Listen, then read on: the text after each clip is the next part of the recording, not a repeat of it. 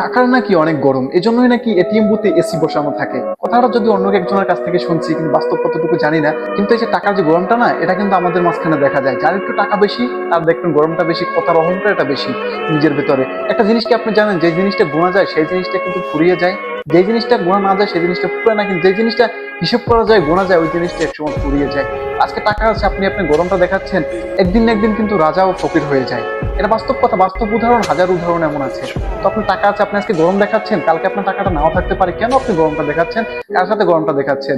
আপনার ভাইয়ের সাথে, আপনার প্রতিবেশীর সাথে, আপনার দেশীয় একটা মানুষের সাথে টাকার গরম দেখাচ্ছেন? টাকা টাকা টাকা এত গরম! হুম, টাকার গরমে না মানুষ টিকতে পারেন না, এখন আমরা দেখি সমাজে অনেক জায়গায়। টাকার এত গরম না, টাকার এত গরম দেখাইয়েন না। একসময় টাকাই আপনাকে পতন করে ফেলবে। টাকার গরম দেখায় না, টাকা হলো ক্ষণিকের জন্য। এই ক্ষণিকের টাকা নিয়ে কখনো বড়াই করেন না, কখনো গরম দেখাইয়েন না। যে লিগ্যাল উপায়ে, হালাল উপায়ে টাকাটা ইনকাম করতে যারা শিখে না, তাদের মনটা নরম থাকার কথা। আপনার মনটা কেন শক্ত?